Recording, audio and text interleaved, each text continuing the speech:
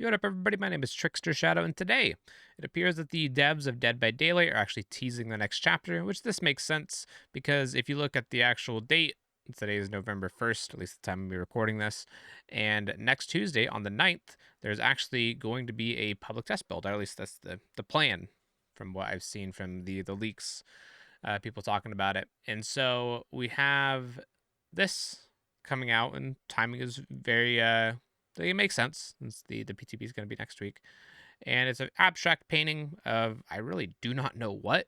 Just some pillar going up the sky. It honestly reminds me of, have you ever seen any of the Rift animations? There is the archive guy that you see in the background of the archives. You can see him at his tower where he resides, and it reminds me kind of that. It reminds me of like the entity like crawling up and just kind of like reclaiming a building or spire. It's very interesting. And they didn't put any caption on this. They just have a link to this website, DBD game /3BTFOFY. And if you actually click on this, it takes you to the Fresno Memorial Center of Arts and Culture, which is interesting. You look at it, parsing the past, illusions in the ink. Exhibit overview. In the realm of contemporary art, few have proven to be at once as elusive and influential as Chilean artist C. Mora. Almost nothing is known about the artist, believed to have sparked the large-scale surrealism movement in South America, making the discovery of these early ink sketches all more compelling. While lacking a signature, the provenance, motifs, and style of the sketches match the infamous series of anti-establishment murals that appeared in Chile over 40 years ago.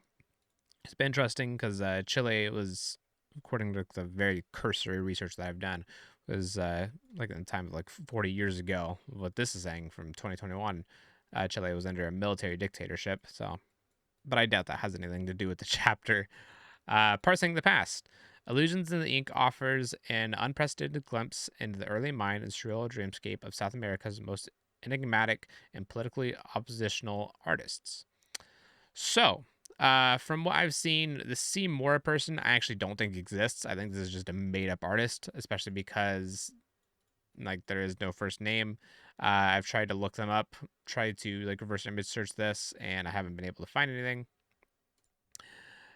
So I think that this is just like a made up artist, just kind of a fill in. And the reason why I think this is a made up artist, especially, is because if you actually click on anything on this website, this is unknown error. No matter what you click on, if you try to go to a different section, this is unknown error, and then it gives you this string, which is interesting.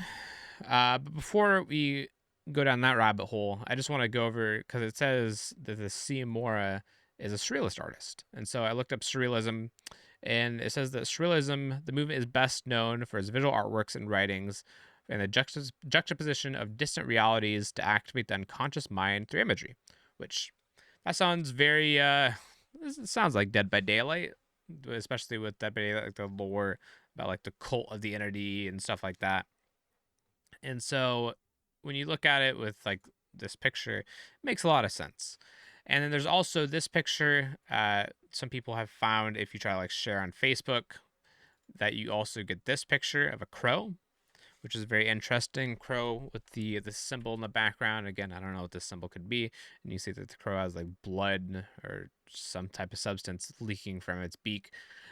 And it's very interesting, especially because crows are more known for like murder and death and just bad omens. And so it makes me wonder if there could potentially be a crow killer or a killer whose power is associated with crows, which could be really interesting. Maybe we'll see like a full revamp of the crow mechanic in DBD. I don't know. But let's continue down this rabbit hole. If we actually go to this, it says unknown error, and then it gives us a string of numbers. Now, I do not know what these numbers are that are past these semicolons and before the semicolons. But if you actually look up the numbers in the middle, it actually brings you to this. It brings you to these coordinates in just kind of like the upper part of Chile. You can see. And if we look, we're in the middle of a desert, and the closest thing to us is this. The ghost town of, I'm probably going to say this wrong, Lenoria. And if you actually look through, there's actually some pretty interesting pictures of this town. Here's this like gazebo with a bunch of just like trash bottles and cans and stuff like that. They're just left behind. Some ruins and buildings. Here's a massive graveyard with a ton of crosses, which is very aesthetically cool looking. It definitely could be like some inspiration for the Dead by Daylight devs. More pictures of cemeteries, bottles, so on and so forth. There's so many crosses.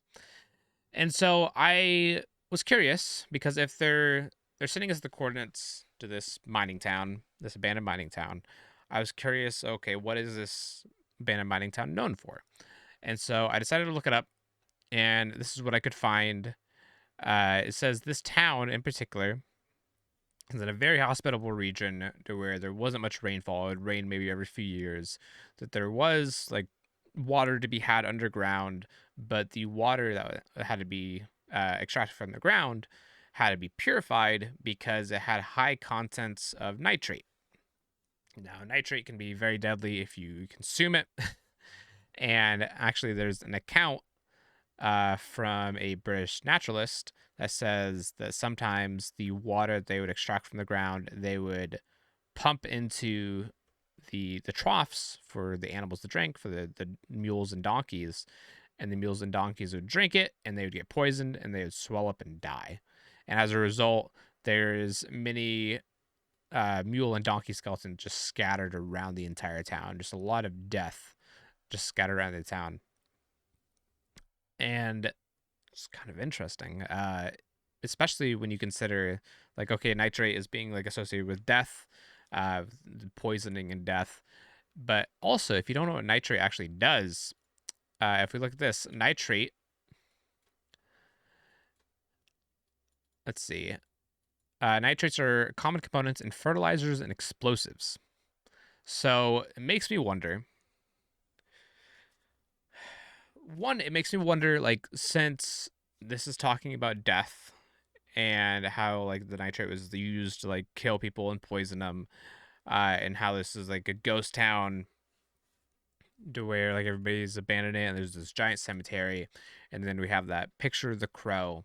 It makes me wonder if we're going to have more of like a grim reaper type of character, just some type of like demon or monster that is associated with death. And really, like, of course, like the first thing I think of was like the grim reaper, but it also could be some type of killer that has like an explosive ability because of the nitrate which they were digging up at this particular ghost town.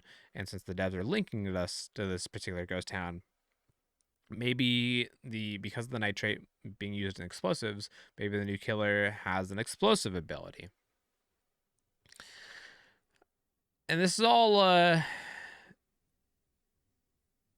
very interesting, but I really don't know what to think of this because some people have speculated like, oh, maybe it's like a vampire, which I don't know where people are getting like a vampire from. And there is some teasing of vampires in one of the more recent archives, like saying like vampires are real and vampires are like among like the even just like humans, and it could be a vampire. Vampires, of course, are undead, and so the crow could be association with that, and especially like the blood coming out from the crow's mouth.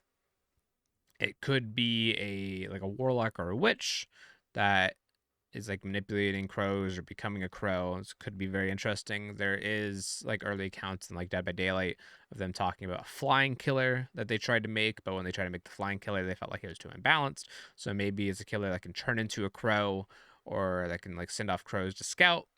There's a lot of possibilities. But yeah, that's what I wanted to talk about. There's really not that much information. As soon as there's more information, I'll probably make another video following up.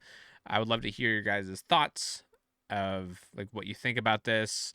If you think that this like ghost town and these like pictures of the cemetery actually tie into anything, or if they're just kind of like misleading us. If you think that the nitrate that the killer is actually going to have an explosive ability, if you think the crows actually tie into anything, I would love to hear what you guys think in the comments down below. And I will be sure to see you guys in the next video when I have more information about this, which we should be seeing in the next few days. All right, bye everyone. Have a good day, and I will see you later. Bye bye.